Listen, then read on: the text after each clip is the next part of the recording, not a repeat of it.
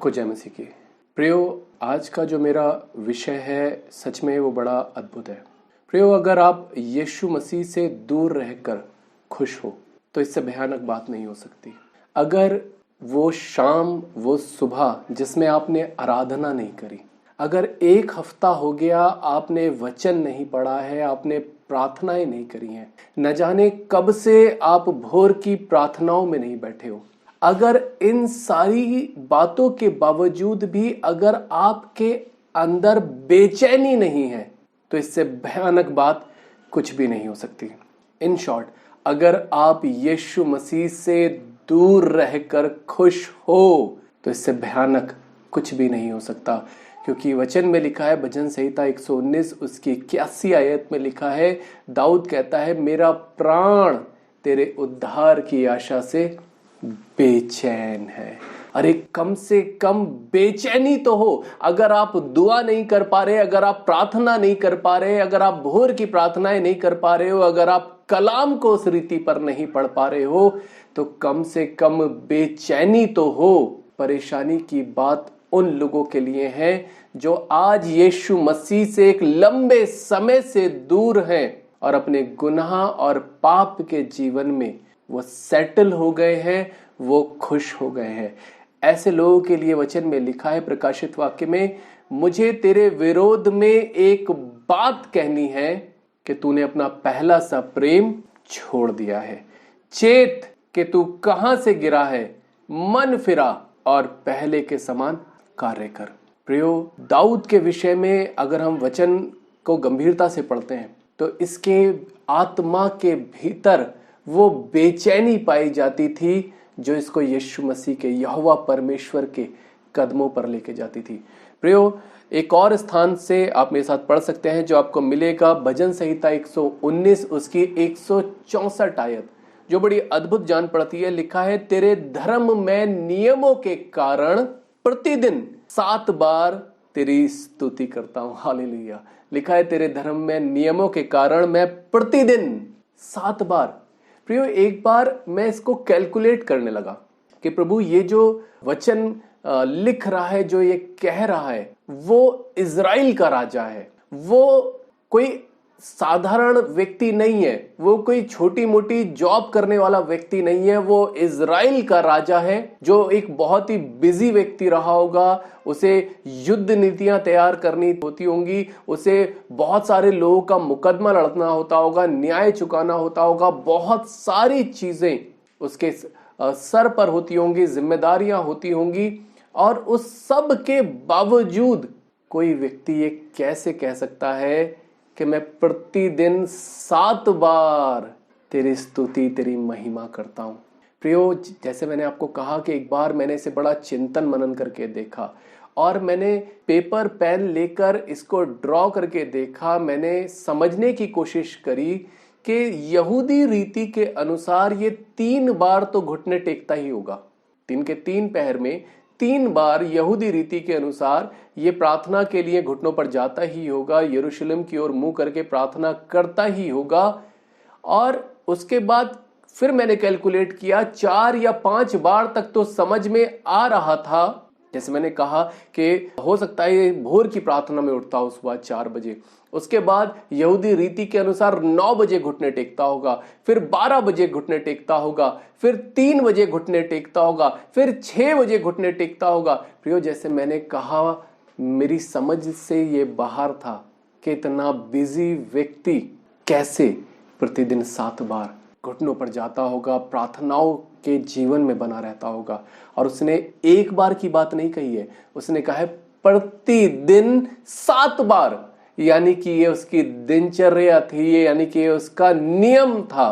प्रियो, मैं आपको बताना चाहता हूं, ये सिर्फ वो व्यक्ति कर सकता है जिसने अपने आनंद को उसके कदमों पर ढूंढ लिया है, जिसका आनंद इस संसार में और कहीं नहीं है, जिसका आनंद यीशु मसीह के कदमों पर है। हालेलुया। प्रियो, वचन में दूसरे स्थान पर लिखा है जो आपको मिलेगा, भजन संहिता 119 और उसकी 147 और 148 आयत में लिखा है, मैंने पांव फटने से पहले दुहाई दी। पांव फटने से पहले यानी कि सुबह 4 बजे से पहले दुहाई दी, मेरी आशा तेरे वचनों पर थी। मेरी आंखें रात के एक एक पहर से पहले खुल गई कि मैं तेरे वचनों पर ध्यान करूं। हालेलुया। प्रियो, प्रभु का दास कहता है कि रात के हर एक पहर में मैं तुझको पुकारूंगा, हर एक पहर में मैं घुटनों पर जाऊंगा, तेरी इबादत करूंगा, तेरी प्रार्थना करूंगा। प्रियो, जैसे मैंने आपसे कहा कि वो ही व्यक्ति इस तरह के प्रार्थनाओं के जीवन में जा सकता है जिसकी आत्मा में वो भूख और वो प्यास हो। वो दुनिया की किसी भी और चीज से तृप्त हो ही नहीं सकता। भजन संहिता 119 का 57 पद से आगे की ओर जब हम चलेंगे तो यहां लिखा है, यहोवा मेरा भाग है। दाऊद कहता है, यहोवा मेरा भाग है, मैंने तेरे वचनों के अनुसार चलने का निश्चय किया है। प्रियो, इस संसार में बहुत डिस्ट्रैक्शन है। इस संसार में ऐसी बहुत सी चीजें हैं जो कभी आपको प्रार्थनाओं के जीवन में नहीं जाने देंगी। इस संसार में ऐसा बहुत कुछ है। प्रियो, पिछले दिनों में एक बात पर चिंतन मनन कर रहा था कि ऐसी बहुत सी चीजें हैं जो एक जाति विशेष में, धर्म विशेष के अंदर जिसके लिए मना लिखा है। कुछ जाति, कुछ संप्रदाय ऐसे हैं जिनके अंदर नॉन वेज खाना पूरी तरीके से मना है, वो उसको छू भी नहीं सकते, और वो पूरी रीति से क्या खाना है, क्या पीना है, हर एक चीज पर फोकस रखते हैं। फिर ऐसे बहुत से धर्म हैं, ऐसे बहुत से संप्रदाय हैं जिनके अंदर शराब पूरी तरीके से मना है, जिनके धर्म में तंबाकू, गुटखा, बीड़ी, सिगरेट, ये सारी चीजें पूरी रीति से मना है। और ऐसे बहुत से लोग आपको आसपास दिखाई देंगे जो इनका सेवन नहीं करते, और वो इस बात का जवाब देते हैं कि नहीं, हमारे में ये अलाउड नहीं है। प्रियो, जैसे मैंने कहा कि मैं इस बात पर चिंतन मनन कर रहा था कि प्रियो, ऐसी बहुत सारी चीजें हैं जो अलग अलग जाति संप्रदाय में जिनके विषय में मना है। अगर हम बाइबल की बात करें तो बाइबल में भी ऐसी बहुत सी चीजें हैं, कैटेगराइज किया गया है, जिनके खाने के लिए मना किया गया है, जिनको सेवन करने के लिए मना किया गया है। व्यभिचार वचन के रोशनी में एक बहुत बड़ा सिन है, गुनाह है। प्रियो, जब मैं इन सारी बातों को चिंतन मनन कर रहा था, एक दुष्ट का बहुत भयानक ट्रैप इस युग पे दिखाई दिया। प्रियो, कोई जाति संप्रदाय ऐसा नहीं दिखता जिसमें मोबाइल के ऊपर कोई भी बात कही गई हो। और जैसे मैंने कहा, आज हर एक व्यक्ति जाति संप्रदाय से बाहर जाकर वो स्मार्टफोन, वो मोबाइल दुष्ट ने सबके हाथों में दे दिया है, और वो उसका इनकार नहीं कर पा रहे, और वो समझ ही नहीं पा रहे कि दुष्ट ने ये कितनी भयानक चाल चली है या ट्रैप लेके आया है। जब उसने देखा कि बहुत सारी चीजों का मनुष्य इनकार कर रहा है, अच्छे जीवन को जीने के लिए, सत्य के मार्ग पर बढ़ने के लिए, गुनाह और पाप के जीवन से बचने के लिए वो बहुत सारे संयम को बरतना चाहता है, तो दुष्ट ने उनके हाथ में मोबाइल दे दिया। और कोई जाति संप्रदाय का व्यक्ति इस मोबाइल को अपने हाथ में रखने से झिझकता नहीं है, परहेज नहीं करता। प्रियो, नो डाउट कि ये बहुत यूजफुल इंस्ट्रूमेंट भी है। नो डाउट इस सदी का सबसे बड़ा आविष्कार मोबाइल और इंटरनेट ही है, और इसी ने ही पूरी दुनिया को बदल के रख दिया है। मोबाइल क्रांति का ये युग कहलाया जाता है। लेकिन प्रियो, अगर यही मोबाइल अगर आपको यीशु मसीह के पास आने से रोक रहा है, अगर आपके मन को अशांत करके रख दिया है, आपको डिप्रेशन में लेके चला गया है, अगर आपके प्रार्थनाओं के जीवन की भूख को खत्म कर दिया है, प्रियो, तो मैं आपको बताना चाहता हूं कि आपको इस पर बहुत जल्द कंट्रोल लेने की जरूरत है। प्रियो, कोई भी वो चीज जो आपके और यीशु मसीह के बीच में आ रही है, किसी भी कीमत पर यीशु मसीह की ओर से नहीं हो सकती। हाँ, जहां तक यूज की बात है, आप उसे यूज कीजिए, पर उस चीज को, अपने जीवन को यूज मत करने दीजिए। प्रियो, वचन में लिखा है, दाऊद कहता है, यहोवा मेरा भाग है, प्रियो, इस संसार में दाऊद कहता है मेरा भाग ये बड़ा सिंहासन नहीं है, ये सोना चांदी दुनिया की अकूत दौलत नहीं है, यहोवा मेरा भाग है। और आगे लिखा है मैंने तेरे वचनों के अनुसार चलने का निश्चय किया है।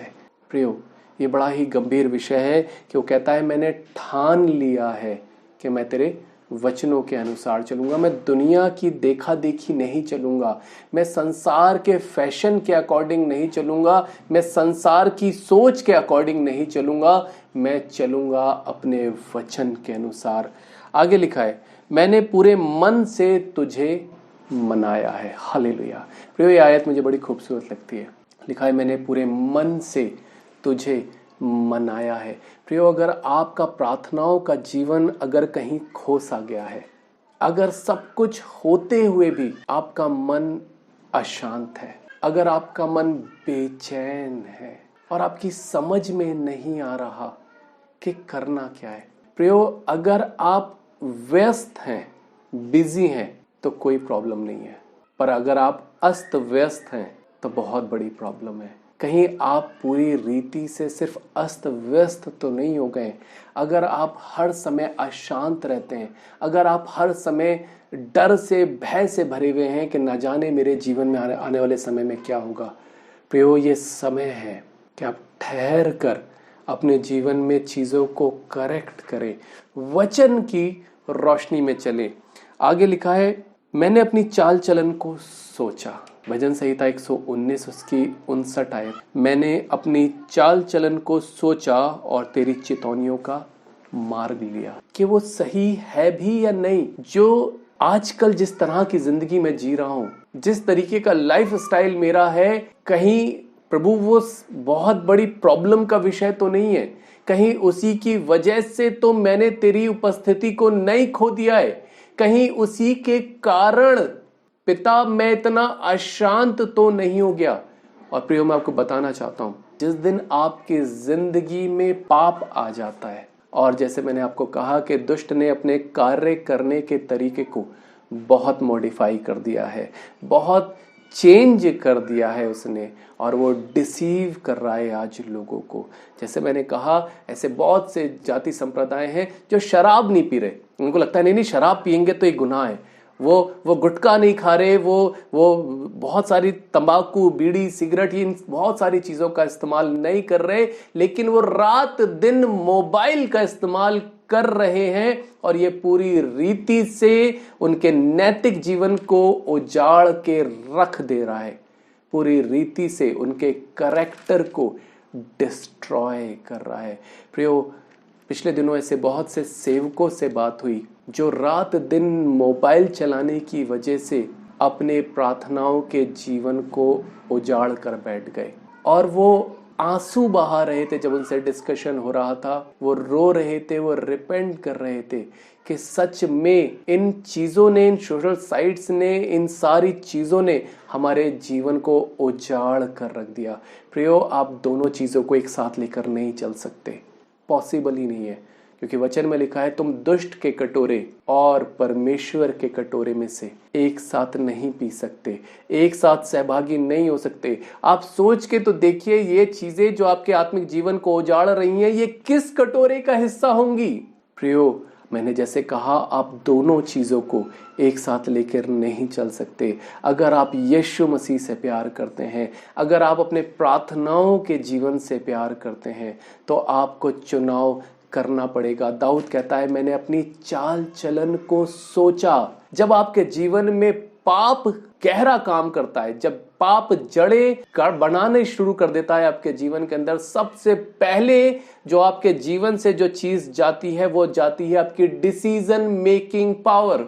आपके खुद की बुद्धि से, खुद के दिमाग पर से आपका कंट्रोल दुष्ट सबसे पहले जो आपके जीवन में छीनता है, वो है डिसीजन लेने की क्षमता। अब आपको भी पता है पाप क्या है, आपको भी पता है गुनाह क्या है, और उसके बावजूद भी अगर आप रात दिन वही गुनाह, वही पाप कर रहे हो। अगर सोच में प्रतिदिन हर रात आप व्यभिचार कर रहे हो और आप जानते हो, अजीब सी बात यह है कि हर एक आत्मिक व्यक्ति जानता है कि वो गलत कर रहा है, वचन की रोशनी में ये बहुत बड़ा गुनाह है, उसके बावजूद भी अगर आप अपना कंट्रोल खो चुके हो, आप फैसला नहीं ले पा रहे, अगर आप सोच रहे हो मैं आने वाले दिनों में से छोड़ दूंगा, मैं एक हफ्ते बाद से अच्छे प्रार्थनाओं के जीवन में उतरूंगा, मैं आने वाले महीने से उपवास प्रार्थनाओं को शुरू करूंगा, प्रियो मैं आपको बताना चाहता हूं ऐसे करते करते आप अपने जीवन के महीनों बर्बाद कर चुके हो। दाऊद कहता है मैंने अपने चाल चलन को सोचा। पता है क्यों सोच पाया? क्योंकि अब भी उसका कंट्रोल, होली स्पिरिट का कंट्रोल उसके जीवन पर कार्य कर रहा है। प्रियो, जिस दिन आपका कंट्रोल खुद आप पे से चला जाता है, उस दिन आप अपने फैसला लेने की क्षमता को अपने ऊपर से खो देते हैं। और आपने एक शब्द सुना होगा, हैकिंग, हैक्ड। प्रियो, आप लोग सब इंटरनेट यूज करने वाले लोग हैं, मोबाइल चलाने वाले लोग हैं, सोशल साइट्स यूज करने वाले लोग हैं। जैसे मैंने कहा, एक वर्ड है हैकिंग। हैकिंग का क्या मतलब होता है? यानी कि आपके अकाउंट को, आपकी आईडी को आपकी मर्जी के खिलाफ कोई और यूज कर रहा है। प्रियो, आज लोगों के दिमाग को दुष्ट ने हैक कर लिया है, और दिमाग तो आपका है, दिमाग तो उनका है, लेकिन यूज दुष्ट अपने तरीके से कर रहा है। प्रियो, आज सच में इस हैकिंग को तोड़ने की जरूरत है। आपके दिमाग पर आपका कंट्रोल होना चाहिए। आपकी life influenced by Holi spirit होनी चाहिए, परमेश्वर के वचन के साथ ड्रिवन होनी चाहिए। और आगे लिखा है, मैंने अपनी चाल चलन को सोचा और तेरी चेतावनियों का मार्ग लिया। प्रियो, आप उसके चेतावनियों का मार्ग तब ले सकते हैं जब आप गुनाह और पाप के जीवन से तौबा करते हैं। आप फैसला कर लेते हैं कि नहीं, आज की शाम मेरे जीवन में बदलाव की शाम होगी। प्रियो, वचन में आगे लिखा है, जो आपको मिलेगा भजन संहिता 119 उसकी 60 आयत 60, लिखा है, मैंने तेरी आज्ञाओं को मानने में विलंब नहीं, फुर्ती की है। प्रियो, जैसे मैंने कहा, बहुत सारे लोग प्यार करते हैं यीशु मसीह से, उपवास प्रार्थनाओं को रखने वाले लोग होते हैं, अच्छे आत्मिक लोग होते हैं, लेकिन उसके बावजूद भी उनके जीवन से गुनाह और पाप जा नहीं रहा होता। और जैसे मैंने कहा, एक पाप का बहुत बड़ा परिणाम ये होता है कि आप अपने जीवन से डिसीजन मेकिंग पावर को खो देते हैं। और दाऊद कहता है कि मैंने तेरी आज्ञाओं को मानने में विलंब नहीं, फुर्ती की है।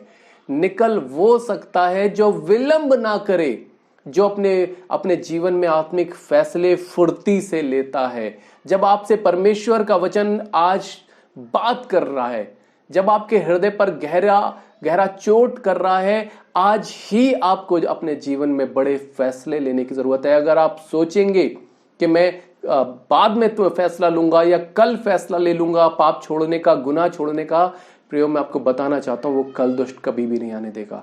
आपको आज ही अपने जीवन में उस कड़े फैसले को लेने की जरूरत है, बड़े कदम को उठाने की जरूरत है। आगे लिखा है, मैं दुष्टों की रस्सियों से बंध गया हूं, तो भी मैं तेरी व्यवस्था को नहीं भूला। दाऊद कहता है, मैं दुष्टों की रस्सियों से बंध गया हूं। आज दिमागी तौर से लोग इस रस्सियों से बंधे हुए हैं और वो चाह कर भी अपने जीवन में वो फैसले नहीं ले पा रहे। वो भी जानते हैं कि वो गुनाह कर रहे हैं, वो पाप कर रहे हैं, वो जो मोबाइल में जो चीजें हर रात वो देख रहे हैं वो व्यर्थ की हैं, गुनाह और पाप से भरी हुई हैं। उसके बावजूद भी वो अपनी जिंदगी में वो बड़े फैसले नहीं ले पा रहे। आगे लिखा है, तेरे धर्म में नियमों के कारण मैं आधी रात को तेरा धन्यवाद करने को उठूंगा। लिखा है, तेरे धर्म में नियमों के कारण।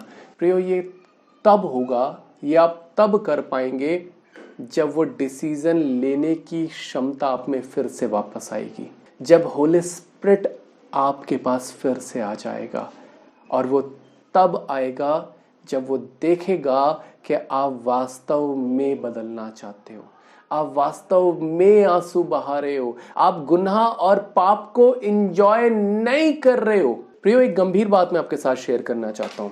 पाप या गुनाह मनुष्य को परमेश्वर से अलग नहीं कर सकता।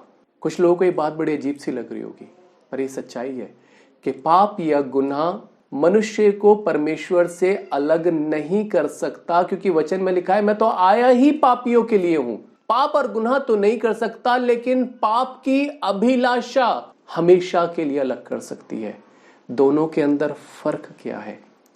प्रयोग कोई एक जवान लड़का किसी शॉप पर, दुकान पर कार्य किया करता था और उसका मालिक उस पे बड़ा ट्रस्ट करता था, बड़ा भरोसा करता था। उसने उसका गल्ला, उसके पैसों का सारा हिसाब किताब उसके हाथ में दिया हुआ था। एक रोज उसने सोचा, सब कुछ तो मेरे हाथ में है, ऐसा करता हूं इसमें से 10,000 रुपए निकाल लेता हूं, मालिक को क्या पता चल रहा है। प्रियो, ये हुआ उससे पाप, और इसकी तौबा की जा सकती है, इसका पश्चाताप किया जा सकता है, इसकी माफी है। वो खुद मालिक से जाकर भी इसकी माफी मांग सकता है। पर पाप की अभिलाषा हमेशा के लिए उसे परमेश्वर से जुदा कर सकती है। अब ये लड़का ये सोचे कि मालिक को तो पता चला ही नहीं, उसने तो देखा ही नहीं, अब तो मैं प्रतिदिन उसमें से पैसा निकालूंगा। प्रियो, हो सकता है कि आज आपसे पाप हो रहा हो, आज हो सकता है अभी तक आपसे व्यभिचार हो रहा हो, गुनाह पाप के जीवन में आप आगे बढ़ रहे हो, चल रहे हो और आपके पांव धस रहे हो। ये आपसे हो रहा था पाप, अपने ईश्वरीय सम्मान के विरुद्ध जाके आप ये सब कर रहे थे और आपसे बार बार हो रहा था। प्रियो, आज ही इससे निकलने की जरूरत है, तौबा करने की जरूरत है, सच्चा पश्चाताप करने की जरूरत है। क्योंकि जैसे मैंने कहा, पाप तो नाश नहीं कर सकता, आपको परमेश्वर से जुदा नहीं कर सकता, पर तलाश के देखिए, अपने आप को टटोल के देखिए, कहीं वो गुनाह, वो पाप जो आप नोइंगली अननोइंगली कर रहे हो, एंटरटेन कर रहे हो, कहीं आप उसके अभिलाषी तो नहीं बन गए हो। क्योंकि अगर वो अभिलाषा ने आपके हृदय के अंदर जड़ पकड़ ली है, आपके जीवन के अंदर घर बना लिया है, ये आपको हमेशा के लिए उसकी उपस्थिति से दूर कर सकता है। प्रियो, आप प्रतिदिन 7 बार घुटने तब टेकेंगे जब आप उससे मोहब्बत करने लग जाते हैं। आप उससे प्यार करेंगे ही जब आप उसके वचन के अनुसार जीवन जीने लग जाते हो। और उसके बाद प्रियो, मैं आपको बताना चाहता हूँ, उसके कदमों पर बैठना आपके लिए आनंद बन जाता है। क्योंकि जैसे दाऊद कहता है, तू मेरे अति आनंद का कुंड है। तेरी डेवड़ी का एक दिन कहीं और के 1000 दिनों से उत्तम है। परमेश्वर के भवनों में रहना चाहता हूं मैं, उसकी डेवड़ी पर बने रहना चाहता हूं मैं। प्रियो, प्रभु आपको बहुत आशीष दे। सच्चा अंगीकार कीजिए, सच्ची तौबा कीजिए, पश्चाताप कीजिए अपने उस गुनाह और पाप के जीवन से, क्योंकि उसके साथ आप कभी भी उसकी उपस्थिति में नहीं बैठ सकते। और जैसे साम 91 में लिखा है, प्रियो, जैसे भजन संहिता 91 में लिखा है, जो परम प्रधान के छाए हुए स्थान में बैठा रहे, वो सर्वशक्तिमान की छाया में ठिकाना पाएगा। वचन में लिखा है, बैठा रहे। प्रियो, जब आप उसके कदमों पर बैठे रहेंगे तो निश्चय है कि आप वो सुकून, वो शांति, वो आराम पाएंगे जो वर्णन से बाहर है। और दुनिया की कोई चीज़ वो सच्चा सुख, वो शांति, वो आराम दे ही नहीं सकती जो उसके कदमों पर बैठकर प्रभु के लोगों को मिलती है। खुदा आप लोगों को बहुत आशीष दे। आइए अपनी आंखें बंद करेंगे और प्रार्थना में चलेंगे। हाँ मेरे प्रभु, मेरे यीशु नासरी, आपका धन्यवाद, आपका धन्यवाद मेरे प्यारे पिता। प्रभु, सच में तुझसे तौबा करना चाहते हैं प्रभु, अपने गुनाहों के लिए जो जानबूझकर हम तेरे ईश्वरीय सम्मान के विरुद्ध करते हैं प्रभु जी। और प्रभु, दाऊद के मानिंद तुझसे कहना चाहते हैं कि जूफा से मुझे धोकर शुद्ध कर, तब मैं हिम के मानिंद श्वेत हो जाऊंगा। प्यारे पिता, सच में प्रभु, मैं तेरा शांति, तेरा कल्याण तेरे लोगों के लिए मांग लेता हूँ प्रभु। और जो दर्द में है, जो पीड़ाओं में है, जो बीमारियों से जूझ रहे हैं खुदावन, तो अपने छिदे हुए हाथ को बढ़ा कर इन्हें छू ले। प्यारे पिता, जो अपने प्रार्थनाओं के जीवन को खो चुके थे प्रभु जी, तो उससे विनती है प्यारे पिता कि तू इन्हें, इनकी रूह को बेचैन कर, इनकी आत्मा को बेचैन कर प्यारे पिता, कि तुझसे दूर रहकर प्रभु ये कभी खुश ना रह पाए।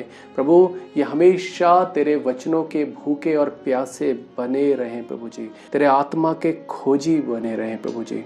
पिता, मैं इन्हें तेरे नाम से आशीष देता हूँ, ब्लेस करता हूँ प्रभु। जब ये सच्चा अंगीकार कर रहे हैं, पश्चाताप कर रहे हैं, तौबा कर रहे हैं, इसी समय पवित्र आत्मा आपका सामर्थ इन पे उतरे। यीशु मसीह के नाम से प्रार्थना मांगते हैं, आमीन। प्रियो, जैसे कि आप हमारे कॉन्टैक्ट डिटेल्स को देख पा रहे होंगे, हर्ष है इस बात को बताते हुए कि पूरे देश से बहुत अद्भुत रिस्पांस हम आप लोगों के द्वारा पा रहे हैं, और हम अपने कॉन्टैक्ट डिटेल्स आपको इसीलिए साझा करते हैं प्रियो कि आप हमसे अपने प्रार्थनाओं के विषयों को साझा करें। बहुत से लोगों के फ़ोन कॉल्स आ रहे हैं जो हमसे अपने व्यक्तिगत प्रार्थनाओं के विषय, व्यक्तिगत जहां आत्मिक जीवन में वो उलझे हैं, रुके थे, थम गए थे, काउंसलिंग के द्वारा, प्रेयर्स के द्वारा प्रभु ने बहुतों के जीवन में बड़े कार्य को किया है और आगे भी कर रहा है। आप भी हमें कॉल कर सकते हैं, हमारे कॉन्टैक्ट नंबर्स आपकी स्क्रीन पर हैं। प्रियो, आप अपनी दान राशियों के द्वारा हमारी सेवकाई का हिस्सा बन सकते हैं और जगत के छोर तक प्रभु के सुसमाचार को पहुंचाने के लिए एक बड़ा माध्यम बन सकते हैं। आप सोशल साइट्स पर भी हमें फॉलो कर सकते हैं। प्रियो, अगले हफ्ते इसी समय फिर आपसे मुलाकात होगी। प्रभु आपको बहुत आशीष दे। जय मसीह की।